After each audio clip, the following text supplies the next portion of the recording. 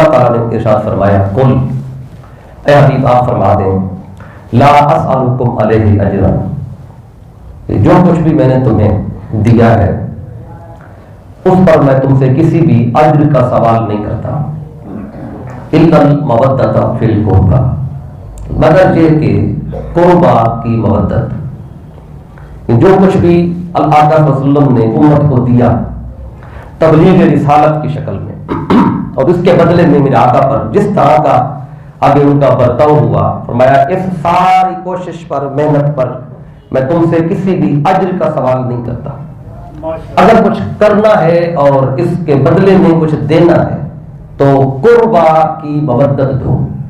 قربا کی، اب قربا کے بہت سارے معنی ہیں، آج صرف ایک معنی ان میں سے میں نے آپ تک پہنچانا ہے۔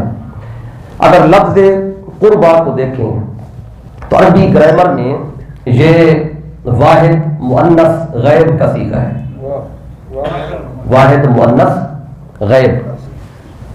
تو یہ کیا مطلب؟ قربا یہ قرابت سے ہے، قریبی سے ہے، تو مطلب یہ بنتا ہے الا المودۃ فی القربى، کہ ایک وہ جو میرے سب سے زیادہ قریب ہے اس کی مودت دے دو، باقی تم سے کچھ بھی نہیں مانگتا۔ ایک وہ خاتون، چونکہ قربا واحد مؤنث غیر ہے، تو وہ جو میرے سب سے زیادہ قریب ہے، جس کو مجھ سے سب سے زیادہ قرب ملا ہوا ہے، اس کی مودت دے دو، باقی میں تم سے کچھ بھی نہیں مانگتا۔ وہ ایک کون ہے؟ خاتون جو مصطفیٰ کے سب سے زیادہ قریب ہے۔ اب ازواج مطہرات کو دیکھیں تو ان کو قربت مصطفیٰ کی کب ملی اور کتنی ملی، اور ان میں دیکھیں گے تو کوئی کسی سے میرے آقا کا نکاح ہوا تو وہ کچھ عرصہ مصطفیٰ کی قربت میں رہیں، کوئی کتنا عرصہ رہیں، کوئی کتنا عرصہ رہیں اور کتنا وقت رہیں، لیکن سیدہ کائنات حضرت فاطمہ الزہرا علیہ السلام جتنی قربت ان کو مصطفیٰ کی ملی ہے وہ کسی اور کو نہیں مل سکی۔ تو یہاں پہ بعض مفسرین نے لکھا ہے کہ قربا سے مراد آقا فرما رہے اگر کچھ تم نے دینا ہے تو میری بیٹی سیدہ کائنات فاطمہ الزہرا کی مودت دو۔ اب حدیث پاک میں میرے آقا صلی اللہ علیہ وسلم نے ایک مرتبہ آقا تشریف فرماتے، اور یہ حدیث پاک جو ہے مسند احمد بن حنبل میں ہے، اور پھر امام نسائی نے السنن الکبریٰ میں بیان کی ہے، پھر امام حاکم نے المستدرک میں بیان کی ہے۔ میرے آقا تشریف فرماتے ہیں عبداللہ ابن عباس رضی اللہ تعالیٰ عنہما وہ راوی ہیں اس حدیث کے کہ میرے آقا نے صحابہ کرام کے سامنے زمین کے اوپر 4 لینیں کھینچیں، جب 4 لینیں کھینچ لیں تو میرے آقا نے فرمایا آقا فرماتے ہیں تدرون ما ھذا، صحابہ کرام نے فرمایا یہ جو 4 لینیں میں نے کھینچی ہیں پھر پتہ ہے یہ 4 لینیں کیا ہیں؟ تو فقالوا، صحابہ کرام نے عرض کیا اللہ و رسولہ اعلم، عرض کیا آقا ہمیں تو نہیں پتا، یا اللہ جانتا ہے یا اللہ کا رسول جانتا ہے۔ تو فقال رسول اللہ صلی اللہ علیہ وسلم، تب آقا نے جواب دیا، فرمایا افضل النساء اہل الجنہ، آقا فرماتے ہیں اہل جنت کی تمام عورتوں میں سے جو افضل ترین خواتین ہیں، آقا فرماتے ہیں وہ 4 ہیں۔ اہل جنت کی جو سب سے اعلیٰ اور افضل خواتین ہیں اہل جنت کی، وہ تمام عورتوں میں سے 4 ہیں۔ یہ 4 لینے جو آقا نے کھینچی تو 4 کا آگے پھر نام بتا دیا۔ پہلی خاتون آقا فرماتے ہیں خدیجہ بنت خویلد، اور پہلی خاتون میری زوجہ خدیجۃ الکبریٰ ہے، وہ فاطمہ بنت محمد، اور دوسری خاتون جو جنت کی عورتوں کی سردار اور افضل ہے ان میں وہ میری بیٹی فاطمہ الزہرا ہے۔ پھر تیسری عورت جو افضل ہے جنتی خواتین میں وہ آسیہ بنت مزاحم امرأۃ فرعون، اور تیسری خاتون حضرت آسیہ ہے فرعون کی گھر والی، اور چوتھی وہ مریم ابنۃ عمران، اور چوتھی خاتون سیدہ مریم علیہ السلام ہے حضرت عمران کی بیٹی۔ تو یہ 4 خواتین ہیں جو آقا فرماتے ہیں اہل جنت کی تمام عورتوں میں سے افضل ترین ہیں۔ اب ان 4 کو دیکھیں، ان 4 میں 3 خواتین جو ہیں 3 وہ مصطفیٰ کی ازواج ہیں۔ اللہ تعالیٰ میں تو ایک ہے حضرت خدیجہ الکبریٰ، اور 2 جو خواتین ہیں حضرت آسیہ اور حضرت مریم، میں نے کہا یہ بھی مصطفیٰ کی ازواج میں شامل ہے۔ وہ کیسے؟ حضرت مریم علیہ السلام، ان کا تو نکاح ہی کوئی نہیں ہوا دنیا میں، بغیر نکاح کے اللہ نے ان کے بطن سے عیسیٰ علیہ السلام کو پیدا کیا۔ تو جب ادھر دنیا میں نکاح ہی نہیں ہوا حضرت مریم کا علیہ السلام، تو جنت میں پھر یہ کس کے نکاح میں ہوگی؟ یہ جنت میں مصطفیٰ کے نکاح میں ہوگی. اور اس میں بہت ساری نے لکھا ہے کہ یہ آقا کے نکاح میں کیسے. تو جب اللہ نے جبریل کو بھیجا تھا، جبریل امی آئے تھے اور سیدہ مریم کے آستین میں یا گریبان میں پھونک ماری اور پھونک کے نتیجے میں عیسیٰ علیہ السلام پیدا ہوئے. تو جو جبریل امی جو آئے تھے وہ انسانی شکل میں آئے تھے، اپنی اصلی شکل میں نہیں آئے تھے. تو جب انسانی شکل میں آئے تو کس انسان کی شکل میں آئے تھے؟ اس دن جبریل میرے آقا کی صورت مبارکہ لے کے آئے تھے. تو چونکہ مریم علیہ السلام کو کبھی کسی مرد نے چھوا نہیں، کبھی قریب نہیں آیا، تو ایک شخص جو قریب آ رہا ہے چونکہ انسانی شکل میں ہے، تو اللہ نے وہ اس وقت شکل بھی اس ذات کی دی جن کے نکاح میں جنت میں سیدہ مریم نے ہونا تھا. پھر حضرت آسیہ ہے. اب یہ تو فرعون کے گھر والی تھی، لیکن یہ بھی جنت میں مصطفیٰ کی زوجہ بنی ہوئی. اب انہوں نے جب یہ سولی پر تھی اور فرعون نے پہلی بار وہ سولی بنائی اور حضرت آسیہ کو سولی پہ لٹکایا، تو آپ سولی پہ کھڑی تھیں اور بڑی تکلیف میں تھیں. تو وہاں سولی پہ کھڑے کھڑے آپ نے اللہ کی بارگاہ میں دعا مانگی. موسیٰ علیہ السلام پہ ایمان لے آ چکی تھی. فرعون کہتا تھا کہ موسیٰ کا دین چھوڑ دے، یہ کہتی جان جاتی ہے تو چلی جائے، لیکن موسیٰ کا دین نہیں چھوڑنا. تو اس نے ظلم شروع کیا، تکلیف دی، سولی پہ لٹکایا. تو سولی پہ کھڑی تھی، وہاں کھڑے کھڑے اللہ کی بارگاہ میں عرض کیا، اذ قالت رب ابن لی عندک بیتا فی الجنہ. وہ سولی پہ کھڑے کھڑے کہتے ہیں باری تعالیٰ میری تجھ سے دعا ہے کہ رب ابن لی عندک بیتا فی الجنہ، باری تعالیٰ اپنی اندیت میں گھر عطا کر جنت کے اندر. کہ رب ابن لی عندک بیتا فی الجنہ، جنت بعد میں مانگی، رب کا پڑوس پہلے مانگا، رب کی قربت پہلے مانگی، اندیت پہلے مانگی. پھر آگے کہا وَنَجَّنِي مِن فِرْعَوْنَ، اور فرعون سے بھی مجھے نجات دے، وَعَمَلِهِ وَنَجَّنِي مِنَ الْقَوْمِ الظَّالِمِينَ، یہ ظلم کر رہے اس ظلم سے بھی نجات عطا کر. اللہ نے اسی وقت سولی پہ کھڑے کھڑے دونوں دعائیں قبول کر دی. پہلی دعا کیسے قبول ہوئی؟ کہتی ہے باری تعالیٰ اپنے قرب میں مجھے جنت میں گھر دے. اللہ نے فرمایا اے آسیہ، جنت میں جو میرا پڑوس ہے اس میں تو مصطفیٰ نے رہنا ہے، اور اس مقام کا نام ہے مقام وسیلہ. آپ ہر اذان کے بعد دعا میں کہتے ہیں آت محمد للوسیلہ، کہ آت محمد مصطفیٰ کو عطا کر کیا چیز؟ وسیلہ، مقام وسیلہ. تو مقام وسیلہ میں مصطفیٰ نے رہنا ہے. تو حضرت آسیہ نے مقام وسیلہ مانگا، اللہ کا پڑوس مانگا. اے آسیہ یہاں تو مصطفیٰ نے رہنا ہے اور مصطفیٰ کے ازواج نے رہنا ہے، کیونکہ تو نے یہ مقام مانگا ہے، آج جنت میں تجھے مصطفیٰ کی زوجہ بنا دیتے. وہاں کھڑے کھڑے وہ مقام بھی دکھا دیا اور ساتھ وہیں پہ روح بھی اللہ نے وہ کفر مصری سے پرواز ہو گئی. تو دونوں دعائیں قبول کر لی. تو حضرت آسیہ یہ بھی جنت میں مصطفیٰ کی زوجہ بنیں گی، حضرت مریم علیہ السلام یہ بھی جنت میں مصطفیٰ کی زوجہ بنے گی، اور حضرت کبریٰ وہ تو پہلے مصطفیٰ کی دنیا میں زوجہ رہی. تو یہ جو 4 لینیں مصطفیٰ نے کھینچی ہیں، تو 3 مصطفیٰ کی ازواج ہے اور 1 مصطفیٰ کی بیٹی ہے. پھر ان 4 پر پھر جس ذات کو مصطفیٰ نے چنا وہ سیدہ کائنات ہے. ان 4 پر پھر ان کو چنا. تو یہ اللہ تعالیٰ کا چناؤ ہے. تو پھر ایک حدیث پاک ہے سیدہ کائنات فاطمۃ الزہرا علیہ السلام کے حوالے سے، تو میں وہ پہلے کوٹ کر دیتا ہوں. چونکہ آپ کو اللہ تعالیٰ نے چنا، آپ اللہ تعالیٰ کا انتخاب ہے، تو جسے اللہ چن لے. اب وہ جو ساری خواتین پر اللہ نے سیدہ کائنات کو چنا، اور آپ کا نام بھی فاطمہ یہ اللہ تعالیٰ نے خود رکھا. اللہ کی بارگاہ سے نام آیا، حسنین کریمین کے نام بھی وہاں سے آئے تھے. تو یہ جو نام رکھا فاطمہ، اس کا معنی بھی سمجھ لیں، اور اس میں پھر جو سیدہ کائنات علیہ السلام کی شان ہے وہ بھی سامنے آئے گی. اور عام خواتین کے حوالے سے صحیح بخاری میں حدیث پاک ہے، کتاب صحیح بخاری کتاب الحیض کے اندر حضرت ابو سعید خدری رضی اللہ تعالیٰ عنہ وہ روایت کرتے ہیں کہ ایک دن آقا صلی اللہ علیہ وسلم عید الاضحیٰ تھی یا عید الفطر تھی، عید کی نماز پڑھانے کے لیے آقا تشریف لائے. تو فمر علی النساء، تو خواتین موجود تھی، تو آقا ان کے پاس سے گزرے. فقال یا معشر النساء، تو آقا نے فرمایا اے گروہ خواتین، تصدقنا، فرمایا کہ صدقہ کیا کرو، تم اللہ کے راہ پہ خرچ کیا کرو. خواتین سے فرمایا تو کیوں خرچ کیا کرو؟ فإنی اریتکن اکثر اہل النار، آقا فرماتے ہیں مجھے دکھایا گیا ہے کہ دوزخ کے اندر مردوں سے زیادہ عورتیں تھیں، کیونکہ عورتوں کی تعداد دوزخ میں نے زیادہ دیکھی ہے، اس لیے تم کثرت کے ساتھ صدقہ کیا کرو. خواتین سے فرمایا.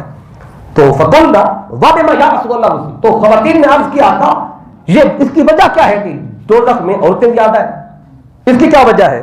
تو آقا فرماتے ہیں کالا تکثرن اللعن، کہ یہ پہلی وجہ یہ ہے کہ تم کثرت کے ساتھ لعن طعن کرتی رہتی ہو، وتکفرن الاشیاء، اور دوسری وجہ یہ ہے کہ تم اپنے خاوند کی اکثر ناشکری کرتی رہتی ہو۔ ان دو وجوہات کی بنا پر میں نے دیکھا ہے کہ دوزخ میں عورتوں کی تعداد زیادہ ہے۔ اور پھر میرے آقا فرماتے ہیں کہ ما رأیت من ناقصات عقل و دین اذهب للب الرجل للحازم من احداکن، تو آقا فرماتے ہیں کہ تم ہو تو ناقص العقل اور ناقص الدین۔ یہ بات عرض کرنا چاہتا تھا کہ عورت کو میرے آقا نے ناقص العقل بھی کہا اور ناقص الدین بھی کہا، کہ ان کی عقل بھی ناقص ہے اور ان کا دین بھی ناقص ہے۔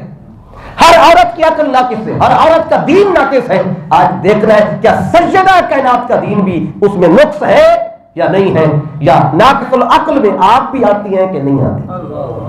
اب یہاں سے وہ شان جو ہے نا وہ آپ کی اخذ ہوگی۔ تو یہ صحیح بخاری میں آقا فرماتے ہیں خواتین سے کہ تم ناقص العقل ہو اور ناقص الدین ہو۔ تو خواتین نے عرض کیا آقا قلنا وما نقصان دیننا وعقلنا یا رسول اللہ صلی اللہ علیہ وسلم، عرض کیا آقا ہماری عقل کا نقصان اور دین کا نقصان کیا ہے، ذرا ہمیں بتائیں تو صحیح۔ قال صلی اللہ علیہ وسلم، تو آقا نے فرمایا کہ تمہاری جو عقل کا نقصان ہے وہ یہ ہے کہ الیس شہادت المرأۃ مثل نصف شہادت الرجل، فرمایا کیا یہ ایک عورت کی گواہی فرمایا مرد کی آدھی گواہی کے برابر ہے کہ نہیں ہے، کیونکہ دو عورتوں کی گواہی ملے تو ایک مرد کی گواہی بنتی ہے۔ ایسا نہیں ہے کہ تمہاری گواہی ایک عورت کی مرد کی گواہی کے نصف نہیں ہے، کل نہ بلا، ہاں آقا ایسے ہی ہے۔ تو آقا فرماتے ہیں کہ کانا فذالک من نقصان عقلہا، یہ تمہاری عقل کا نقصان ہے کہ تم دو مل کر مرد کی ایک گواہی کے برابر بنتی ہو۔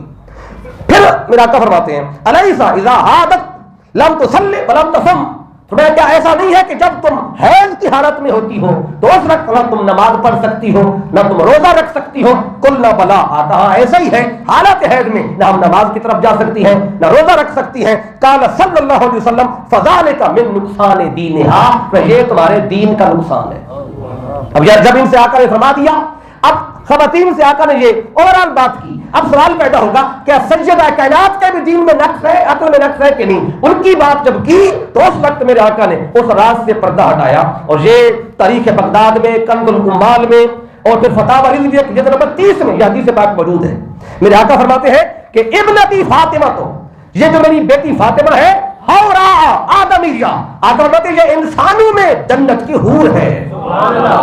باقی عورتوں میں نقص ہے، عیب ہے، ان کی عقل میں بھی نقص ہے، ان کے دین میں بھی نقص ہے، لیکن میری بیٹی فاطمہ نہ ان کی عقل میں نقص ہے نہ اس کے دین میں نقص ہے۔ اگر دنیا میں کسی نے جنت کی حور جو نقص سے عیب سے پاک ہوتی ہے اگر دیکھنی ہو تو میری بیٹی سیدہ کائنات کو دیکھو۔ نعرہ تکبیر، اللہ اکبر، نعرہ رسالت، نعرہ حیدری۔ اس نے فرمایا لم تحد ولم تطمس، میری بیٹی فاطمہ حیض سے بھی پاک ہے، عوارض نسوانی سے بھی پاک ہے۔ یہ وجہ ہے فرمایا کہ جب ظہر کا وقت تھا، ظہر کے وقت امام حسن مجتبی کی ولادت ہوئی، ولادت الحسن قبل الظہر، ظہر سے پہلے امام حسن مجتبی پیدا ہوئے، وہ صلی صلاۃ العصر، عصر کا وقت آیا تو سجدہ کے رات مصلی پہ کھڑی، بچہ پیدا ہو 40 دن مہینہ خواتین نماز کے قریب نہیں آ سکتی، روزے کے قریب نہیں آ سکتی، لیکن سجدہ کے رات کی زندگی میں نہ کبھی نماز قضا ہوئی نہ کبھی روزہ قضا ہوا۔ یہ نقص و عیب باقی خواتین میں تو ہوگا، لیکن سجدہ کائنات کو اللہ نے اس نقص سے پاک پیدا کیا، چونکہ اللہ نے انتخاب کیا تمام عورتوں پر آپ کا۔ پھر آپ کا نام جو فاطمہ رکھا ہے تو ساتھ ہی آپ کا اسی حدیث پاک میں جو کنز الاموال میں تاریخ بغداد میں ہے تو اس میں فرمایا وانما سماها فاطمہ لان اللہ تعالی فاطمها ومحبیها من النار، پتا ہے میں نے اپنی بیٹی کا نام فاطمہ کیوں رکھا ہے؟ میری بیٹی کا نام فاطمہ اس لیے ہے کہ اللہ نے اس کو بھی اور جو جو اس سے محبت کرتا جائے گا ان کو بھی اللہ نے دوزخ کی آگ سے بری کر دیا ہے۔ فاطم اگر اس میں فاعل ہو اس کا معنی ہے دوزخ کی آگ سے نجات دلانے والا، اور فاطمہ معنی ہے دوزخ سے بچانے والی۔ نام ہی وہ دیا کہ اللہ نے ان کو بھی اور جس جس نے ان سے محبت کی ان کو بھی اللہ تعالیٰ آتش دوزخ سے بچانے کا اعلان کر رہا ہے۔ اب یہ چونکہ حدیث پاک جس میں نقص تھا عقل کا اور دین کا، لیکن یہ نقص سجدہ قرات کی ذات سے اللہ نے دور رکھا ہے۔ اب ایک حدیث پاک ہے اس کی میں نے کچھ شرح عرض کرنی ہے. وہ حدیث اکثر آپ سنتے بھی ہیں، یہ جو میرے آقا نے فرمایا کہ اگر کچھ دینا ہے دین کی تبلیغ کے بدلے میں تو قربا سے مودت کرو، جو سب سے میرے قریب ہے میری بیٹی فاطمہ، اس سے پیار کرو، اس سے مودت کرو. اب ایک حدیث پاک ہے اکثر آپ سنتے ہیں جس میں میرے آقا فرماتے ہیں کہ فاطمہ میرے جگر کا ٹکڑا ہے. انما فاطمہ تو بدعۃ منی، کہیں بدعہ ہے کہیں بدعہ کا لفظ آیا ہے. تو اس حدیث پر میں چند باتیں عرض کرنا چاہوں گا تاکہ پتہ چلے کہ یہ جو سیدہ کائنات علیہ السلام کو آقا نے فرمایا کہ یہ میرے جگر کا ٹکڑا ہے، یہ میرے جسم کا حصہ ہے. اب یہ جو حدیث ہے یہ مختلف طرق سے آئی ہے اور ہر مقام پر جب آقا نے یہ فرمایا نا فاطمہ میرے جگر کا حصہ ہے، میرے جسم کا ٹکڑا ہے، تو اس کے پیچھے پورے کوئی واقعہ تھا، ایک واقعہ پیش آیا. اس واقعے کو سامنے رکھتے ہوئے آقا نے یہ جملہ ارشاد فرمایا. اس کا جو شان ورود ہے اس حدیث کا وہ ایک نہیں ہے، کافی سارے ہیں، اور ان میں سے بھی میں ایک یا وقت ہوا تو دو شان ورود آپ کو بتاتا ہوں کہ کون سے وہ دو مقام ہیں جہاں پر واقعہ دیکھ کر آقا نے فرمایا کہ میری بیٹی فاطمہ میرے جگر کا ٹکڑا ہے، میرے جسم کا حصہ ہے. پہلا مقام امام ابو نعیم اس حدیث کو حلیۃ الاولیاء و طبقات الاصفیاء میں بیان کرتے ہیں.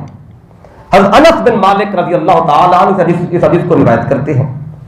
وہ کہتے ہیں کہ ہم بیٹھے ہوئے تھے، صحابہ کرام کا مجمع تھا، تو آقا نے صحابہ کرام سے سوال کیا. قال رسول اللہ صلی اللہ علیہ وسلم ابا خیر للنساء، آقا نے صحابہ کرام سے فرمایا بتاؤ عورت کی سب سے بڑی فضیلت کیا ہے، عورت کی سب سے بڑی خوبی کیا ہے، یا عورت کا سب سے بڑا زیور کیا ہے. اب آقا نے صحابہ کرام سے یہ سوال کیا تو صحابہ کرام کہتے فلم ندری ما نقول، کہتے ہمیں اس کا جواب نہیں آیا کہ کیا اس کا صحیح جواب بنتا ہے. کسی نے کچھ جواب دیا، کسی نے کچھ جواب دیا، تو آقا نے فرمایا کہ یہ عورت کی فضیلت تو ہے لیکن سب سے بڑی نہیں ہے. جب سب کو کسی کو جواب نہیں آیا، ان میں مولا علی شیر خدا بھی بیٹھے تھے، آپ کو بھی وہ جواب نہیں آیا جو آقا چاہتے تھے. جب کسی کو جواب نہیں آیا تو فصار علی الی فاطمہ، مولا علی شیر خدا اٹھے اور سیدہ کائنات کی طرف آ گئے. فاخبرھا بذلک، اور آ کے سیدہ کائنات کو بتایا کہ آج آقا نے سوال پوچھا ہے. تو ہم میں سے کسی کو بھی اس سوال کا صحیح جواب نہیں آیا کہ عورت کی سب سے بڑی فضیلت کیا ہے. جب سیدہ کائنات کو پتہ چلا کہ یہ سوال تھا تو قالت فہلا قلت لہ، کہنے لگی اے علی شیر خدا اس سوال کے بدلے میں آپ نے یہ کیوں نہیں کہہ دیا، یہ بات کہہ دیتے. یعنی کہنے کا مطلب یہ تھا اے علی سوال اتنا آسان تھا اور آپ کو بھی جواب نہیں آیا. کہنے لگے اے سیدہ کائنات کسی کو جواب صحیح نہیں آیا، آپ بتا دیں. تو کہنے لگی خیر لہن اللہ یرین الرجال ولا یرونہن.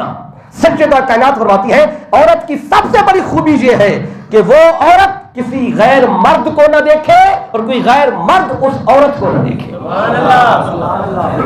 دو طرف سے بات کی آپ نے، یہ نہیں فرمایا کہ عورت کی سب سے بڑی خوبی یہ کوئی غیر مرد اس کو نہ دیکھے، اس بات کو بعد میں رکھا. پہلے فرماتی ہے خیر لہن اللہ یرین الرجال، کہ عورت کسی غیر مرد کو نہ دیکھے. پہلے بات عورت کی طرف سے کی ہے کہ اس کی نگاہ کسی غیر محرم پہ نہ پڑے اور پھر غیر محرم کی نگاہ اس پہ بھی نہ پڑے. جس عورت کو یہ شان مل گئی اس کی یہ اس کا سب سے بڑا زیور ہے. تو جب یہ آپ نے سن لیا سیدہ کائنات علیہ السلام سے تو مولا علی شیر خدا واپس آئے. فراجا فاخبرہ بذلک، آ گئے اور عرض کی آقا وہ جو آپ نے سوال پوچھا تھا اس کا میں جواب دینا چاہتا ہوں، اس کا میں جواب دینا. آقا نے فرمایا کہ ٹھیک ہے جواب میں سنتا ہوں، پہلے بتا من علمک ھذا، اے علی بتا یہ جواب تجھے بتایا کس نے ہے. کہ پہلے جب میں نے پوچھا تو کسی کو آتا نہیں تھا اور آپ بھی بیٹھے تھے، آپ کو بھی نہیں آتا تھا. یہ جو اچانک جواب آ گیا ہے، جواب بعد میں سنوں گا. من علمک ھذا، اے علی بتا یہ کس سے سیکھ کے آئے ہو، کس سے سن کے آئے ہو. قال فاطمہ، تو عرض کی آقا آپ کی بیٹی، آپ کی لخت جگر سیدہ کائنات سے جواب سن کے آیا ہوں. وہ کیا کہہ رہی تھی کہ اللہ یرین الرجال ولا یرونہن، آقا سب سے بڑی خوبی یہ ہے عورت کی کہ عورت کس غیر مرد کو نہ دیکھے، کوئی غیر مرد اس عورت کو نہ دیکھ پائے. جب آقا نے یہ جواب سنا اس وقت آقا فرماتے ہیں فرمایا میری بیٹی فاطمہ کیوں نہ جواب دیتی کہ انہا بدعۃ منی، کہ فاطمہ میرے جگر کا ٹکڑا ہے، فاطمہ میرے جسم کا حصہ ہے. اگر وہ نہیں اس کا جواب دے گی تو اور کون دے گا. اور اس کا دوسرا معنی ہے سوائے اس کے اس کا جواب اور کون دے سکتا ہے. اب دیکھیں یہ جو حدیث ہے فاطمہ میرے جگر کا حصہ ہے، جسم کا ٹکڑا ہے. ایسے نہیں بتایا، پیچھے خاص واقعہ تھا، خاص بات تھی، وہ سن کر پھر فرمایا دیکھیں ویسے تو ہر بیٹی اپنے باپ کے جگر کا ٹکڑا ہوتی ہے، ہر باپ اپنی بیٹی سے پیار کرتا ہے، تو آقا یہ بتانا چاہتے ہیں کہ یہ مت سمجھے یہ ہر بیٹی باپ کے جسم کا ٹکڑا ہے، شاید فاطمہ بھی اسی طرح ہو، ٹکڑا ہے نہیں، فاطمہ وہ ٹکڑا نہیں ہے جو ہر باپ کا ٹکڑا ہوتی ہے بیٹی، فاطمہ میرے جگر کا کون سا ٹکڑا ہے؟ اب اگلی حدیث پاک سے وہ بتاتا ہوں، اب وہ میں ٹکڑا کون سا ہے وہ بھی بتاتا ہوں، لیکن یہ ایک شان ورود تھا اس حدیث کا کہ اس کے پیچھے واقعہ کیا تھا۔ اس کا میں نے کہا نا کہ دوسرا بھی ایک آپ کو شان ورود بتا دیتا ہوں۔ جو دوسرا شان ورود ہے کہ جس واقعے کے پیچھے آقا نے آخر میں یہ فرمایا، یہ صحیح مسلم میں حدیث ہے، اور حدیث پاک کا مفہوم سن لیں، وقت نہیں کہ اس کے سارے متن کی طرف نہیں جاؤں گا۔ حدیث پاک میں آتا ہے کہ حضرت مولا علی شیر خدا علیہ السلام، آپ سیدہ کائنات علیہ السلام سے آپ کا نکاح ہو چکا تھا، تو آپ کے اس نکاح کے بعد کچھ عرصے کے بعد ابو جہل کی ایک بیٹی تھی، اس کا نام تھا جویریہ، اور ایک حدیث پاک میں اس کا نام تھا اورا، کہ ابو جہل کے گھر والوں نے مولا علی شیر خدا کے لیے اپنی بیٹی کا جو رشتہ تھا اس کی بات چلائی کہ ہم اپنی بیٹی جویریہ یا اورا جو بھی نام تھا کہ مولا علی شیر خدا کو دینا چاہتے ہیں، اور یہ بات چلتے چلتے سیدہ کائنات تک پہنچ گئی، اور جب آپ نے یہ بات سنی تو آپ آقا کی خدمت میں آ گئیں اور آ کے کہنے لگیں کہ لوگ باتیں کر رہے ہیں کہ آپ اپنی بیٹیوں کے حقوق کے حوالے سے آپ اسٹینڈ نہیں لیتے، بات آواز نہیں اٹھاتے، لوگ مولا علی کے علی شیر خدا کے نکاح کی باتیں چل رہی ہیں اور میں بھی ان کے نکاح میں اس وقت موجود ہوں۔ تو اس وقت میرے آقا نے کیا ارشاد فرمایا؟ میرے آقا فرماتے ہیں فرمایا لا آذن لہم، کہ میں ابو جہل ان کے گھر والوں کو کبھی اجازت نہیں دوں گا کہ وہ اپنی بیٹی کا نکاح علی شیر خدا سے کریں۔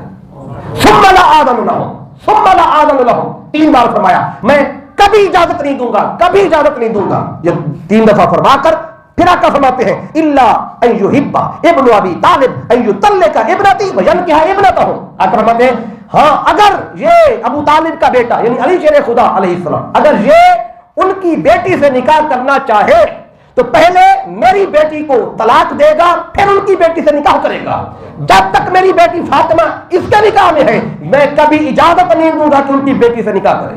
آقا نے منع کر دیا، اور حالانکہ شریعت میں ایک نکاح کے بعد دوسرا نکاح جائز تھا، کیا جا سکتا تھا، لیکن آقا نے مولا علی کو منع کیا، کیوں؟ میں کہا ٹھیک ہے جائز تو ہے، لیکن سوکن کے آنے سے فاطمہ کے دل پر پریشانی آئے گی، فاطمہ رنجیدہ ہو جائے گی، فاطمہ کو تکلیف ہوگی، اور پھر فرمایا اگر فاطمہ کو تکلیف ہوئی تو فاطمہ تو بدعۃ منی، یہ تو میرے جگر کا ٹکڑا ہے، اسے تکلیف ہوئی تو تکلیف مجھ تک پہنچے گی، اور مجھ تک آئی تو خدا تک جائے گی۔ اور ساتھ ہی فرما دیا یؤذینی ما آذاہا، جس نے فاطمہ کو اذیت دی اس نے مجھے اذیت دی، جس نے مجھے اذیت دی اس نے خدا کو اذیت دی۔ اگر فاطمہ کو پریشانی ہوئی تو پریشانی میری ذات تک آئے گی، میری ذات تک آئی تو خدا کی بارگاہ تک جائے گی۔ اے علی جب تک میری بیٹی فاطمہ تیرے نکاح میں ہے میں تبھی تجھے دوسرا نکاح کرنے کی اجازت نہیں دے سکتا، کیونکہ فاطمہ کی پریشانی نہ مجھے گوارا ہے نہ خدا کو گوارا ہے۔ اس مقام پہ آقا فرماتے ہیں کیونکہ اسے تکلیف ہوگی اور اسے تکلیف ہوئی تو وہ تو میرے جگر کا ٹکڑا ہے، وہ تو میرے جگر کا حصہ ہے۔ اب یہ 2 شان ورود میں نے آپ کو بتائے۔ اب یہ جو لفظ آیا ہے بدعہ، اب اس کی تھوڑی سی بھی راز سن لیں کہ کون سا ٹکڑا ہے۔ ویسے تو ہر بیٹی اپنے باپ کے جگر کا ٹکڑا ہے، ہر بیٹی سے باپ پیار کرتا ہے۔ اب آقا صلی اللہ علیہ وسلم نے کیا فرمایا؟ یہ جو لفظ بدعہ ہے یہ 2 معنی میں عربی زبان میں استعمال ہوتا ہے، 2 معنی میں۔ ایک یہ عدد کے لیے استعمال ہوتا ہے بدعہ، عدد کے لیے، اور دوسرا یہ ٹکڑا کے لیے استعمال، ٹکڑے کے لیے قطعۃ من اللحم، گوشت کا ٹکڑا، 2 معنی میں آتا ہے۔ یہ جو پہلا معنی ہے اس کو سنیں، عدد کے لیے، عدد کے لیے کس عدد کے لیے لفظ بدعہ استعمال ہوا ہے عربی زبان میں؟ اب یہ قرآن مجید میں آیا ہے، قرآن مجید کی 2 آیتیں ہیں، میں آپ کے سامنے کوٹ کرتا ہوں، دیکھیے گا اس میں لفظ بدعہ عام طور پہ ائمہ نے، مفسرین نے لفظ بدعہ کو 3 سے لے کر 9 تک کوئی بھی عدد ہو، یعنی کہ 10 اگر 10 کی بات ہو رہی ہو تو 10 میں بدعہ جو ہے کون سا عدد ہوگا؟ یہ 3 سے لے کر 9 تک کوئی بھی عدد ہو سکتا ہے، اگر 3 ہو، 4 ہو، 5 ہو، 6 ہو، 7 ہو، 8 ہو، 9 ہو، 10 کے علاوہ 9، ادھر 3 اور 9 کے بیچ میں کوئی بھی عدد ہوگا اس کو عربی زبان میں بدعہ کہا جاتا ہے، عدد میں اس کے لیے آتا ہے۔ اور کثرت کے ساتھ مفسرین نے بدع کا لفظ 7 کے عدد کے لیے استعمال کیا ہے. 7 کے لیے بدع کا لفظ ہے، یعنی کہ 7 کے لیے لفظ استعمال ہوتا ہے سبع کی بجائے ان میں لفظ بدع استعمال ہوا ہے. اب قرآن مجید کی آیت ہے سورۃ یوسف کے اندر. یوسف علیہ السلام آپ کو پتا ہے کہ وہ جیل میں رہے کچھ عرصہ. تو جب اللہ نے ان کا ذکر کیا کہ یوسف علیہ السلام جیل میں رہے تو کتنا عرصہ رہے، تو قرآن مجید کی آیت ہے فَلَبِثَ فِي السِّجْنِ بِضْعَ سِنِينَ، کہ وہ بدع آگے سنین کہتے سال کو کہ کتنے سال رہے. ہر مفسر نے لکھا ہے بدع کا معنی 7 مراد لیا ہے. 5 اور 2 7 کہ یوسف علیہ السلام 7 سال جیل میں رہے. اسی طرح سورہ روم کو اگر پڑھیں وہاں یہ لفظ پھر آیا ہے، قرآن میں ٹوٹل 2 بار آیا ہے. وہاں اللہ فرماتا ہے الف لام میم غلبت الروم فی ادنى الارض وهم من بعد غلبهم سيغلبون فی بضع سنین، کہ روم پر اسلام غالب آ جائے گا. کب غالب آئے گا؟ کہ بضع سنین، 7 سال کے اندر اندر اہل ایمان روم پہ غلبہ پا لیں گے. آپ نے دیکھا بدع کا لفظ 7 کے لیے آیا یا 6 کے لیے بھی آ سکتا ہے، لیکن اکثر 7 کے لیے استعمال ہوا ہے. تو آقا فرماتے ہیں فاطمہ میرے جگر کا ٹکڑا ہے. کون سا؟ فاطمہ تو بدعۃ منی یا بدعۃ منی. تو اگر 10 میں سے 7 حصے ہو تو آقا فرماتے ہیں 10 میں سے 7 الگ کر لیں تو یہ 2/3 بنتا ہے. 2/3. تو آقا بتا رہے کہ فاطمہ عام ٹکڑا نہیں ہے میرے جسم کا، بلکہ فاطمہ میرے جسم کا 2/3 حصہ ہے. اور فاطمہ میرے جسم کا 2/3 حصہ، یعنی آدھا بھی نہیں، آدھے سے بھی زیادہ میرا جسم فاطمہ ہے. یعنی 10 میں سے 7 حصے میرا جسم کا حصہ فاطمہ ہے. کیوں؟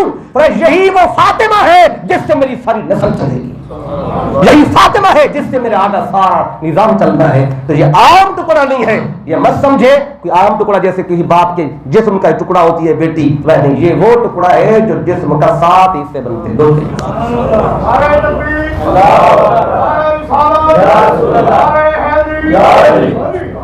اب یہ تو ایک معنی ہے عدد کے حوالے سے، عدد میں 7 کے عدد کو بدع کہا گیا. اب بدع کا دوسرا جو معنی ہے وہ بھی سن لیں. بدع کا معنی ٹکڑا ہوتا ہے، ٹکڑا. قطعۃ من اللہ، گوشت کا ٹکڑا. اگر سیدہ کائنات میرے آقا صلی اللہ علیہ وسلم کے جسم کا گوشت کا ٹکڑا ہے تو کون سا ٹکڑا ہے؟ ایک جسم ہے پورا، اس میں سے کون سا ٹکڑا سیدہ کائنات ہے؟ اب یہ جو حدیث ہے اس کو پھر سنیں. فاطمہ تو بدعۃ منی یا بدعۃ منی، اکثر مقام پہ یہی آیا، لیکن صحیح مسلم میں حدیث ہے وہاں کا فرماتے ہیں فاطمہ تو مضغۃ منی، فاطمہ میرے جسم کا مضغہ ہے، مضغہ. اور پھر مسند احمد بن حنبل میں حدیث ہے وہاں میرے آقا نے فرمایا کہ فاطمہ تو شجنۃ منی. شجنہ کہتے ہیں یہ وہ ایسی شاخ جس پہ پھل لگے ہو، پھلدار شاخ کو شجنہ کہا جاتا ہے. تو آقا فرماتے ہیں فاطمہ میرے جسم کا ٹکڑا ہے. کون سا؟ مضغہ. مضغہ کیا ہوتا ہے؟ عربی زبان میں مضغہ دل کو کہتے ہیں. تو اب پتہ چلا میرے جسم کا کون سا ٹکڑا ہے؟ فاطمہ. فاطمہ میرے جسم کا مضغہ ہے. کیا مطلب؟ فاطمہ میرا دل ہے. اور یہ جو دل ہوتا ہے نا، دل، تو یہ دل ہوتا ہے مرکز روح. یہ دل زندگی کا مرکز ہے. دل چل رہا ہے تو زندگی ہے، دل چل رہا ہے تو روح ہے. تو آقا بتا رہے فاطمہ عام ذات نہیں ہے، فاطمہ میری روح کا نام ہے، فاطمہ میرے دل کا نام ہے، فاطمہ میرے زندگی کا مرکز ہے، زندگی کا محور ہے. فاطمہ ہے تو میری ذات چل رہی ہے. اب چونکہ فاطمہ میری روح ہے، روح ہے. اب اس پہ ایک اور معنی سن لیں مضغہ کا. دیکھو دوسرا معنی، ایک تو ہے مضغہ کا معنی ہے دل، عربی زبان میں مضغہ کا ایک دوسرا معنی بھی ہے. جیسے بدعہ کے میں نے آپ کو بتایا مضغہ کے بھی 2 معنی سن لیں. ایک ہو گیا دل. دوسرا جب انسان کی تخلیق کا ذکر آتا ہے قرآن مجید میں، اللہ تعالیٰ نے یہ کچھ سٹیجز بتائی ہیں. پہلی سٹیج کون سی، دوسری کون سی، تیسری کون سی. پہلی سٹیج کا نام ہے نطفہ، دوسری سٹیج کا نام ہے علقہ، اور تیسری سٹیج کا نام ہے مضغہ. اب قرآن پڑھ کے دیکھیں ہر مقام پہ یہی ترتیب ہے. اللہ فرماتا ہے ثم خلقنا النطفہ، ہم نے تمہیں نطفے سے تخلیق کیا. نطفہ 40 دن نطفہ رہا، 40 دن کے بعد نطفہ علقہ میں بدل گیا. علقہ لٹکتا ہوا ایک ماس ہوتا ہے تو اس کو علقہ، وہ 40 دن وہ نطفہ علقہ کی شکل میں رہتا ہے. جب 40 دن علقہ پہ بیت جاتے ہیں پھر تبدیلی آتی ہے وہ علقہ مدغہ میں بدلتا ہے، جب مدغہ میں بدلتا ہے پھر وہ گوشت پوشت پہ ہڈیاں آ جاتی ہیں اور ڈھانچہ مکمل ہو جاتا ہے، اور جب شخصیت مکمل ہو جائے، گوشت پوشت اور ہڈیاں مکمل ہو جائے اسے کہتے ہیں مدغہ۔ تو جب شخصیت مکمل ہو جاتی ہے اس کو مدغہ کہتے ہیں۔ تو آقا فرمائے فاطمہ تو مدغہ منی، میری مکمل شخصیت دیکھنا چاہتے ہو تو فاطمہ کو دیکھو۔ اور پھر مدغہ کے مقام پر ایک خاص بات اور بھی ہے کہ نطفہ کے مقام پہ روح نہیں آتی، اور علقہ کے مقام پر بھی جسم میں روح نہیں آتی ماں کے پیٹ میں، اور جب مدغہ کے مقام پہ وہ جنین ماں کے پیٹ میں بچہ پہنچتا ہے، جب مدغہ پہ آتا ہے ادھر شخصیت مکمل ہوتی ہے، ادھر سے اللہ کی بارگاہ سے روح بھی آ جاتی ہے۔ تو وہ فرمایا کہ یہاں بھی وہ بات واضح کر دی کہ فاطمہ میرے جسم کا عام حصہ نہیں ہے، بلکہ فاطمہ میرے جسم کا وہ حصہ ہے جس میں روح آئی ہے۔ اب یہ دو میں نے آپ کو یہ معنی اس کے جوڑ کے بتائے۔ اب یہ جو فرمایا نا کہ فاطمہ میری روح ہے، فاطمہ میرا جگر ہے، تو میری مکمل شخصیت دیکھنا چاہتے ہو تو فاطمہ کو دیکھو۔ اب یہ وجہ ہے کہ صحیح بخاری میں اور بھی کتب حدیث میں یہ حدیث پاک آئی ہے، جامع ترمذی میں حدیث کا نمبر ہے 3872، بخاری کے اندر بھی اور بھی کتب میں آئی ہے۔ دو حدیثیں کوٹ کر دیتا ہوں جس میں ام المومنین حضرت عائشہ صدیقہ رضی اللہ تعالی عنہا آپ بتاتی ہیں جو کہ سیدہ کائنات کو اٹھتا بیٹھتا چلتا پھرتا بولتا مرد تو نہیں دیکھ سکتے تھے، خواتین ہی دیکھتی تھیں، اور خواتین میں سیدہ کائنات نے جب دیکھا تو سیدہ کائنات کو جب عائشہ صدیقہ رضی اللہ تعالی عنہا جب آپ نے دیکھا تو آپ کہتی ہیں ان عائشہ ام المؤمنین قالت، آپ فرماتی ہیں ما رأیت احدا اشبہ صمتا ودنا وحجا برسول اللہ فی قیامها وقعودها من فاطمہ۔ آپ بیان کرتی ہیں کہ میں نے آقا کی صاحبزادی سیدہ فاطمہ سے بڑھ کر کسی کو عادات میں، اطوار میں، سیرت و کردار میں اور نشست و برخاست میں آقا کی ذات پاک سے مشابہت رکھنے والا فاطمہ سے بڑھ کے میں نے کوئی دیکھا ہی نہیں۔ آقا کی نسل کوئی نہیں ہے، لیکن اگر کوئی شبیہ ہے تو سیدہ کائنات ہے، کیونکہ وہ جب چلتی تھی لگتا تھا مصطفیٰ چل رہی ہے، بولتی تھی لگتا تھا مصطفیٰ بول رہے ہیں، جب وہ بیٹھتی تھی لگتا تھا مصطفیٰ بیٹھے ہیں، کیونکہ جب دیکھنے والوں نے دیکھا تو دیکھ کر یہ اقرار کیا کہ کوئی بھی مصطفیٰ کی شبیہ نہیں تھا، اگر شبیہ تھی تو سیدہ کائنات تھی۔ کیوں؟ آقا فرماتے فاطمہ میری روح ہے، فاطمہ میں میری جان ہے، میری شخصیت ہے، میرا کمال ہے۔ جب فاطمہ بولتی ہے تو فاطمہ نہیں مصطفیٰ بولتی ہے۔ اگر میری معرفت دیکھنی ہو تو فاطمہ کے اندر دیکھو، میرا علم دیکھنا ہے تو فاطمہ کے اندر دیکھو، میری جرأت استقامت دیکھنی ہے تو فاطمہ کے اندر دیکھو۔ یہ وجہ ہے سوال آقا پوچھتے ہیں کوئی جواب نہیں دیتا، جواب آتا ہے تو سیدہ کائنات کی بارگاہ سے آتا ہے۔ کیوں؟ وہ علم مصطفیٰ کا علم بول رہا ہے، وہاں سے مصطفیٰ کی معرفت پھوٹ رہی ہے۔ پھر آتا ہے صدیقہ ساتھ ایک اور حدیث پاک کوٹ کر دو، فرماتی ہے کہ ما رأیت احدا من الناس کان اشبہ بالنبی کلاما ولا حدیثا ولا جلسۃ من فاطمہ، کہ یہ کلام میں، بولنے میں اور پھر بیٹھنے میں اگر کوئی مصطفیٰ کی شبیہ ہے تو سیدہ کائنات فاطمہ الزہرا ہے۔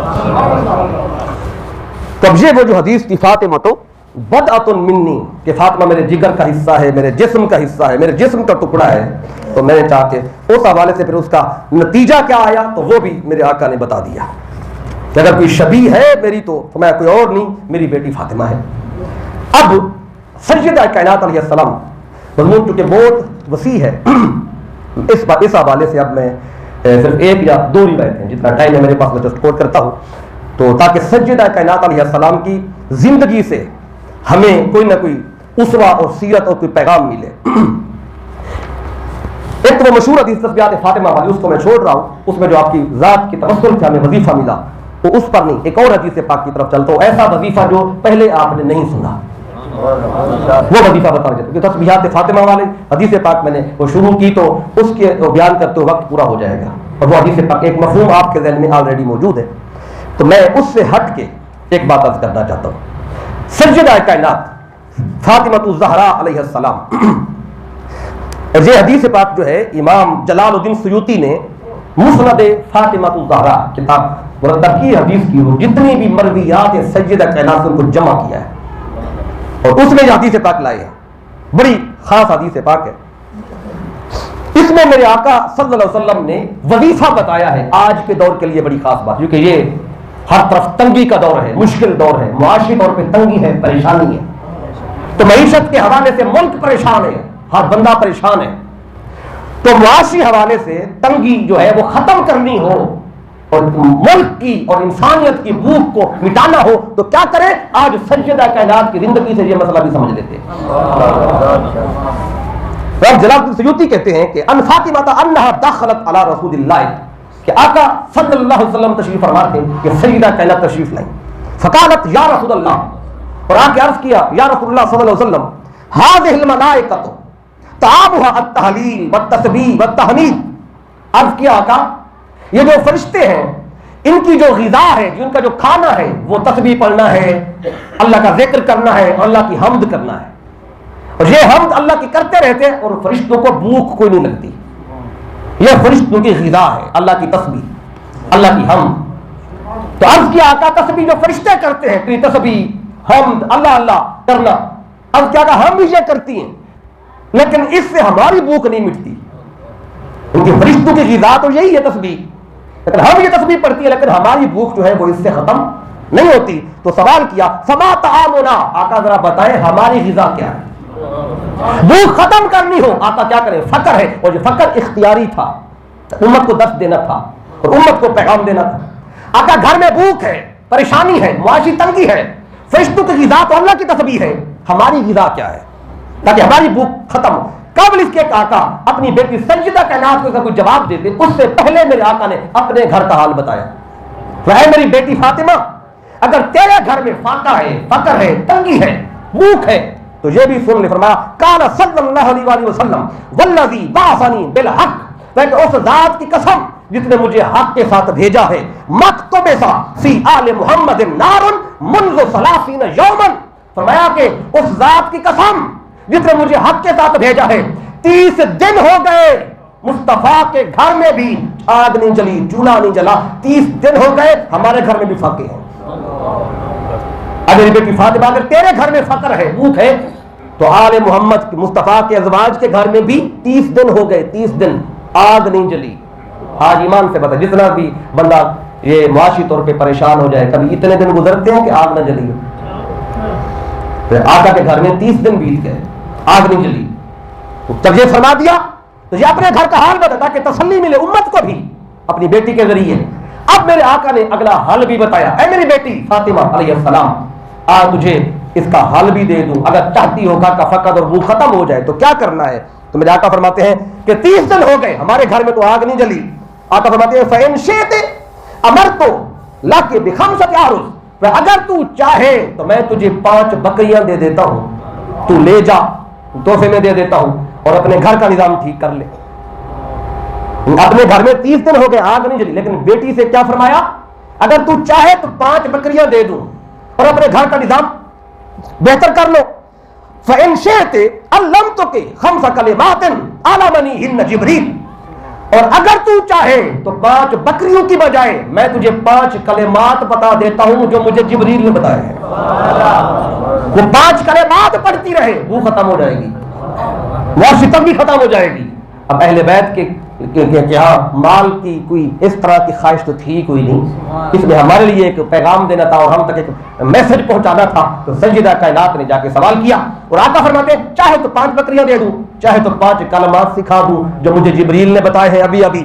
فقالت، سیدہ کائنات نے عرض کیا بل علمنی الخمس کلمات، اے میرے والد گرامی، اے اللہ کے رسول صلی اللہ علیہ وسلم مجھے 5 بکریاں نہیں چاہیے، مجھے وہ 5 کلمات سکھا دیں تاکہ میرے ذریعے پوری امت سیکھ لے گی اور میری امت ساری امت سیکھ کر پھر اس پہ عمل کرتی رہے گی، ان کا فقر بھی دور ہوتا رہے گا، ان کی معاشی پریشانی بھی دور ہوتی رہے گی۔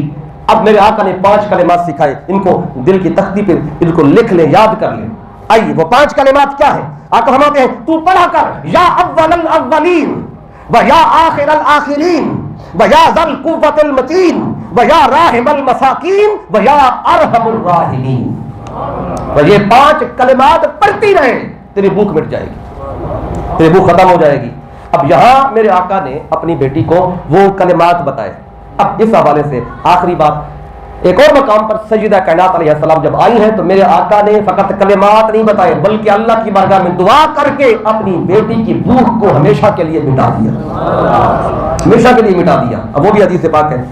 تو اس کا خلاصہ سن لیں, اس کی زیادہ ڈیٹیل میں جانے کا وقت نہیں ہے.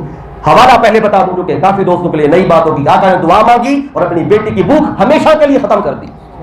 یہاں وظیفہ بتا دیا تھا کہ اے فاطمہ تیرے ذریعے امت کو وظیفہ مل جائے.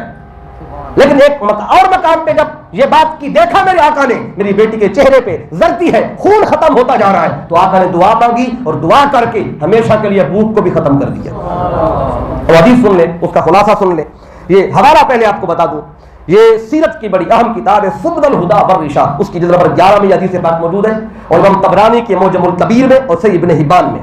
راوی کا نام ہے عمران بن حسین رضی اللہ تعالی عنہ. یہ بیان کرتے کہتے میں آقا خدمت میں بیٹھا ہوا تھا, اتنے میں سیدہ کائنات تشریف لائی اور فقامت بحذاء النبی مقابلۃ, تو آقا کے بالکل سامنے تھوڑے فاصلے پہ کھڑی ہو گئی. تو آقا فرماتے ہیں یا فاطمہ ادنی, اے فاطمہ دور مت, میرے قریب ہو جا. فغنت دنوۃ, تو سیدہ کائنات تھوڑا سا قریب ہو گئی. آقا نے پھر فرمایا ثم قال ادنی یا فاطمہ, فاطمہ اور قریب ہو.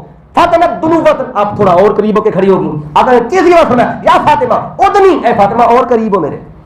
تو کہتے ہیں اتنی قریب ہو گئی کہ بالکل مصطفیٰ کے سامنے کھڑی ہو گئی. تو آقا نے جب سامنے کھڑی ہوگی تو راوی کہتے ہیں فرأیت صفرۃ قد ظہرت علی وجہہا وذہب الدم, کہتے ہیں میں نے سجدہ کائنات کا چہرہ دیکھا تو زرد تھا اور چہرے پہ خون ہی کوئی نہیں تھا.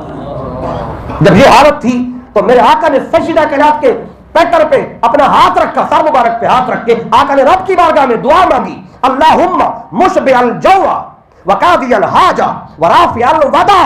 دعا مانگی اے میرے مولا, تو بھوک کو سیرابی سے دور کرنے والا ہے, تو حاجتیں پوری کرنے والا ہے, اور تو حالات کو بدلنے والا ہے.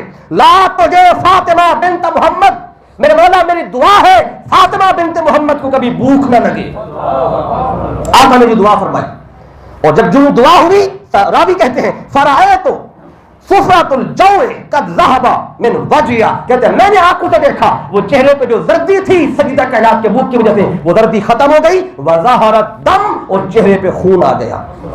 وہ کہتے ہیں یہ مجلس ختم ہو گئی. اس مجلس کے کچھ عرصے کے بعد, مہینہ گزرا, 2 مہینے, 5 مہینے, کچھ وقت گزر گیا.